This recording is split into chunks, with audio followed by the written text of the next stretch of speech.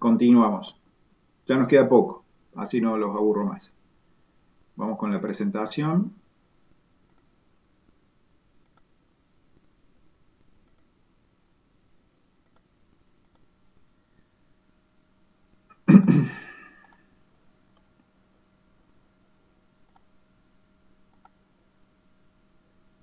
Pero, pucha, un segundito.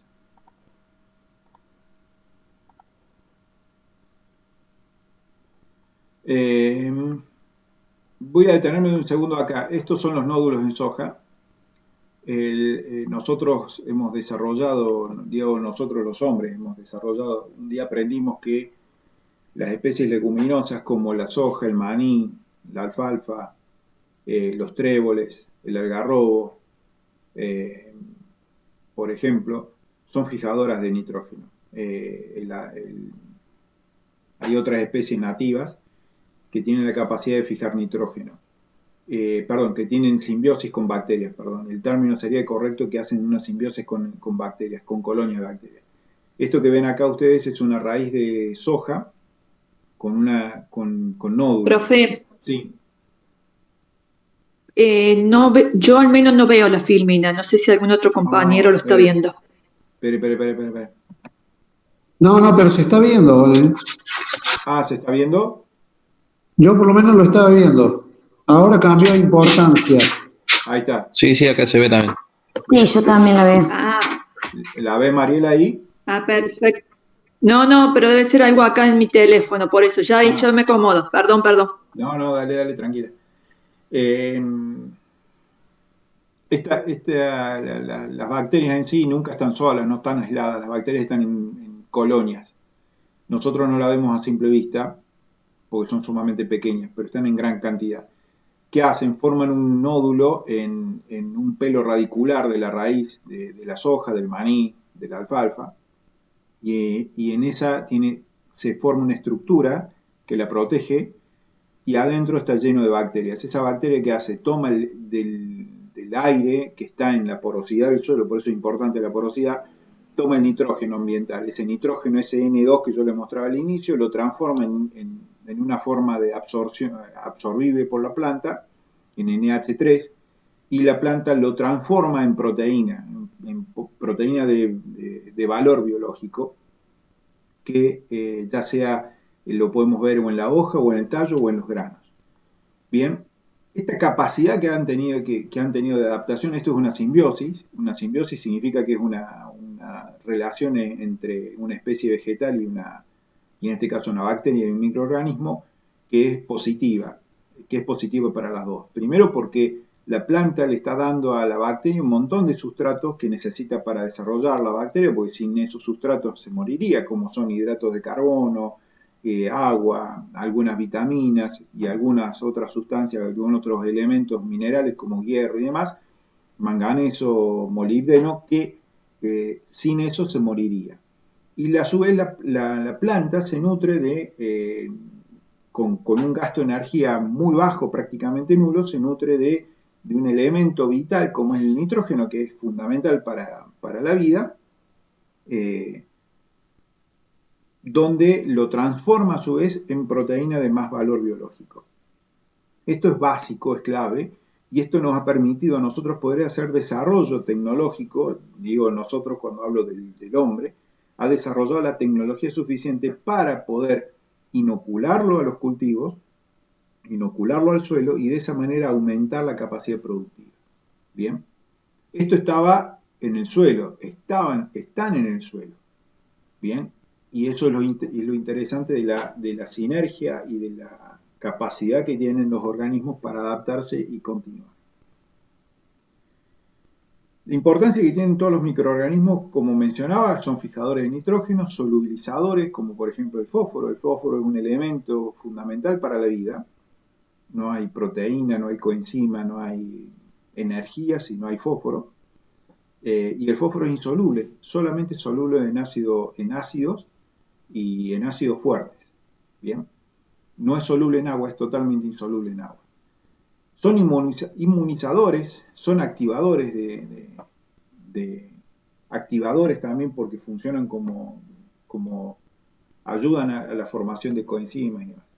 Pero en el caso de inmunizadores hay algo, les voy a preguntar, ¿alguien me puede dar algún ejemplo de algún microorganismo que haya tenido importancia en la humanidad para la salud humana? ¿Alguien que se le ocurra?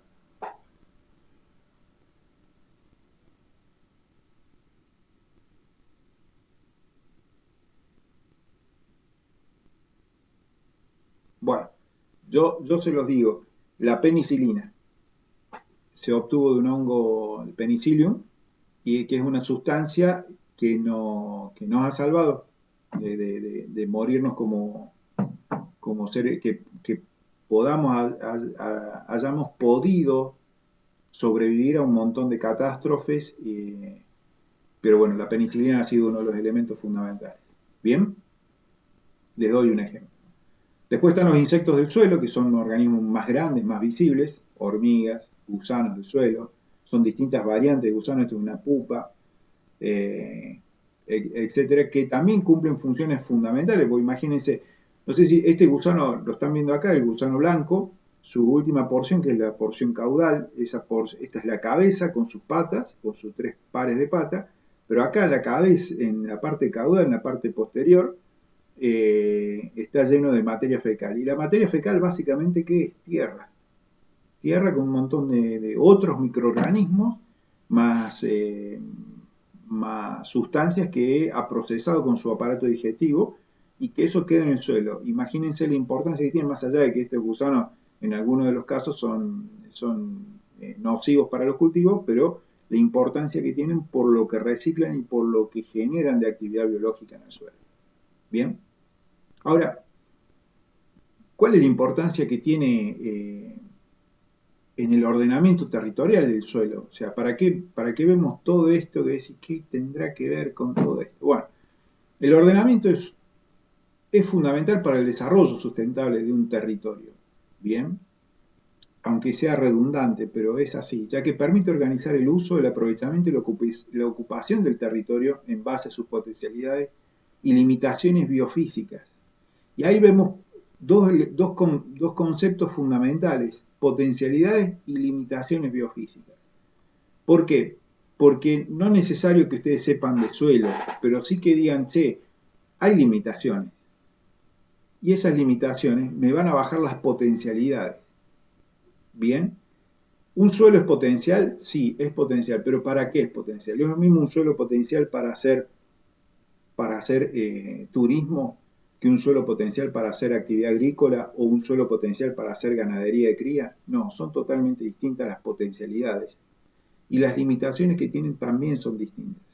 Es lo mismo un suelo que está en un suelo de la sierra, donde vemos que hay un monte que no es más un monte natural, un monte típico del Espinal, que es nuestro monte, de no más de 1,5 metros de altura. Y no, porque no tiene profundidad de suelo, porque no tiene desarrollo ese suelo. Es un suelo básicamente, lo que vamos a encontrar son rocas con algún pedregullo de 5 o 6 centímetros de grosor y donde el desarrollo de vida es muy limitado y la profundidad del suelo es muy limitada, entonces casi no hay desarrollo radicular y por ende lo que vamos a encontrar ahí es muy poca vida, entre comillas, y muy poco potencial desde el punto de vista productivo, pero sí va a tener potencial desde el punto de vista a lo mejor turístico. ¿Me siguen? Entonces, en base a esas necesidades de la población y las recomendaciones generadas por los instrumentos de planificación y gestión es que la importancia del suelo como en el ordenamiento territorial. ¿Bien? ¿Por qué razón? Pero la escucha. Porque es el hábitat de nosotros, de las personas, ya sea por vivienda, por esparcimiento, por educación, etc. Porque a su vez produce alimentos. ¿En qué lugar? ¿En dónde? ¿En cuánto? ¿Cómo? Porque a su vez es un captador de agua y es un reservorio de agua, uno de los tantos que tenemos. Y porque a su vez también produce los recursos que nosotros necesitamos para vivir. ¿Bien? ¿Hasta ahí me siguen? Sí, sí. Bueno. Sí, profe. ¿Sí? Voy a dejar de presentar, ya para ir terminando. Eh, Imagínense cuando hablamos de ordenamiento territorial, imagínense dónde estamos nosotros, bien, más allá que algunos están en Berrotarán y otros están en Río Cuarto, pero estamos acá, es básicamente la misma región. Si miramos hacia el oeste tenemos prácticamente la presencia de la sierra. Si miramos hacia el este se va haciendo con una pendiente bien marcada, pero se va haciendo cada vez más llano. La pregunta es, y es más, si nos corremos un poquito hacia el costado, encontramos un arroyo, una cárcava, etc. En definitiva, el suelo es aquello que nos determina, con sus limitantes y sus potencialidades, es el que nos determina qué tipo de actividad y qué tipo de uso vamos a hacer de ese suelo. Y ahí es donde vamos a encontrar lo que vimos en la primera clase, es decir, che, en el manejo que hacemos del suelo, cómo impactamos y de qué manera hemos impactado en el desarrollo, no solo del suelo, sino también de nuestra misma actividad. Entonces, esa integración hombre, economía y suelo es fundamental. ¿Por qué? Porque lo que vamos a ver y lo que van a terminar redondeando como conclusión de la materia a fin de año va a ser que nosotros sin desarrollo, sin un manejo adecuado del recurso suelo, no podemos tener un desarrollo sustentable y no podemos cumplir con nuestras necesidades básicas. Le voy a dar un ejemplo. ¿Qué se dijo siempre de Mendoza? Por ejemplo, hay un término que se utiliza para Mendoza, la ciudad de Mendoza o la ciudad de San Juan puntualmente. ¿Cuál fue el término que siempre se dijo? ¿Alguno que quiera hacer un aporte que se anime?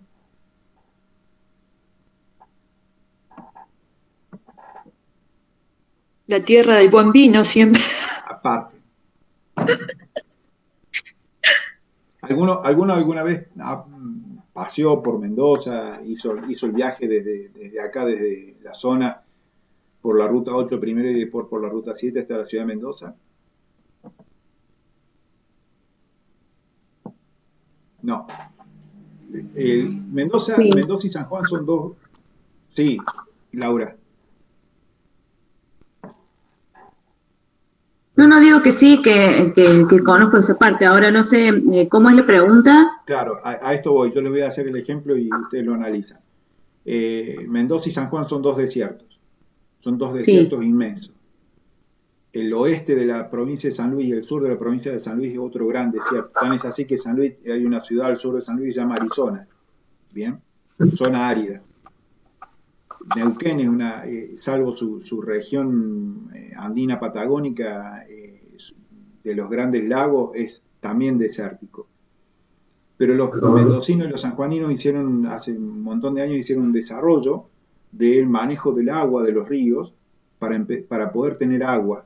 Y de ahí pudieron desarrollar una actividad agrícola o distintas actividades agrícolas. Una de ellas es, por ejemplo, la producción de vino o la producción de tomate, la producción de duraznos, por mencionar, olivos en otra región, frutos secos.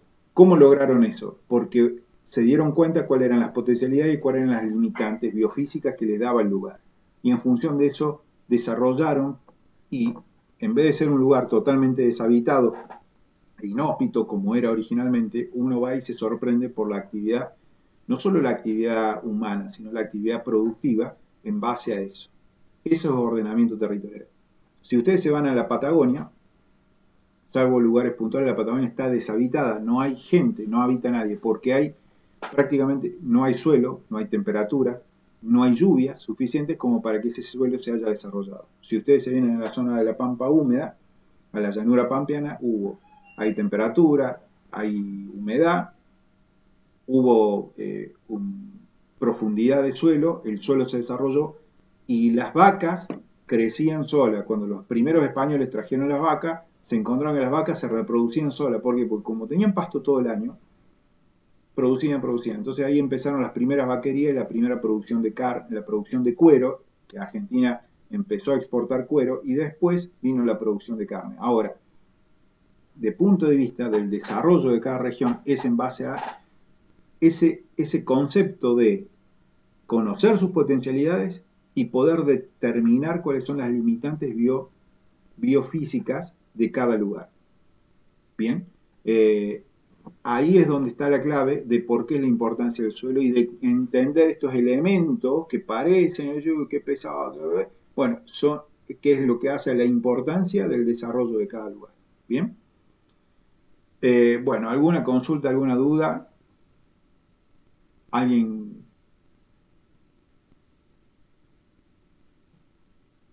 Dejo grabada la clase y no digo mañana, pero pasado mañana ya la subo, así que va a estar disponible para que la puedan ver. Chicos, espero que haya sido lo más práctico y lo más concreto posible. Seguimos el tema el lunes que viene, ya yendo a algunas cuestiones puntuales prácticas como para meterlo dentro de lo que es ordenamiento territorial. ¿Bien? Sí, sí. Bueno, profe, gracias. Chicos, Correcto, profe. Gracias. Chao, nos vemos. Descansar. Bueno, profe, nos vemos. Nos vemos mañana. Chao, buenas noches. Muy bien, Chao. chicos. Hasta luego.